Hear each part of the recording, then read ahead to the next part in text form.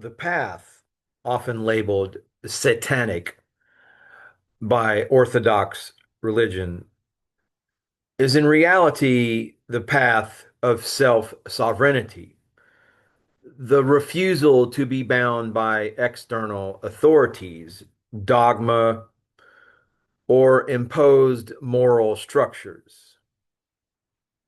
Non serviam, I will not serve, is the spiritual declaration of autonomy, the refusal to let any external force dictate the use of your mind, body, or energy.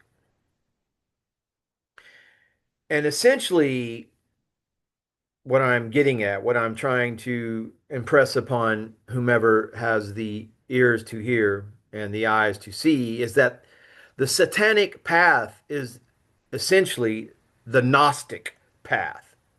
And both are about internal mastery over external manipulation. Not hedonism as put forth probably by Anton LaVey and all of this, or chaos by the Temple of Set, Michael Aquinos, those brands. And I'm not advocating for Satanism because ultimately I think that title is more distracting than anything. What I'm really trying to do is offer a pathway of freedom to those trapped within Satanism, feeling rebellious, feeling that they have to put upon these dark airs. But essentially, it is the path of Gnosticism, of mastery, of internal mastery over external manipulation. The external savior program is a trap. Okay. The people that come along and tell you Jesus is the king, Jesus is the, if you don't accept Jesus, you're going to hell. That is the voice of the true Satan, Ha Satan. And Satan is a Hebrew word. It means adversary, adversarial current, oppositional current. It comes from the, or similar in origin to the Sumerian word Satan, which means administrator. So, in that sense, Satan is the administrator of this world. But it is the voice of Satan, those who actually come along and tell you that Jesus is the king, and if you don't accept Jesus and don't recognize Jesus, then you're going to hell. Well, that's Satan. That is the true Satan. Fundamentalist Christians who gaslight others are actually serving Satan in that capacity. By placing authority and power outside oneself keeps one's dependent. That is what they ultimately are seeking to accomplish, is to keep the sheeple dependent.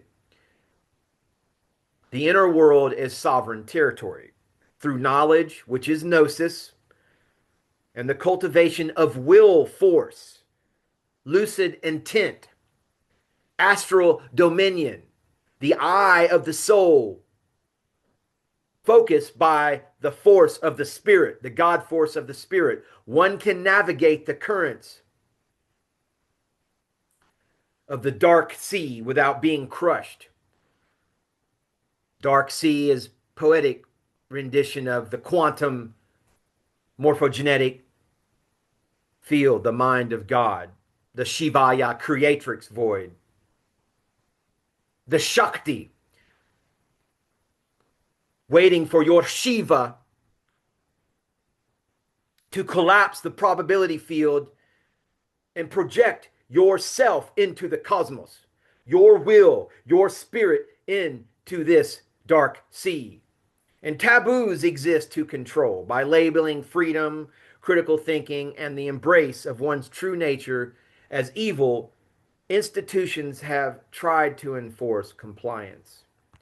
In practical terms, dear viewer, the satanic or Gnostic path is knowing energy flows within and around you, identifying with your energetic construct rather than the meat puppet genetic vehicle, seeing yourself as energy, understanding yourself as energy, exercising discernment over what influences you, evoking and communing with cosmic and archonic forces without becoming their servant, choosing freely at every juncture rather than obeying pre-programmed moral or social codes.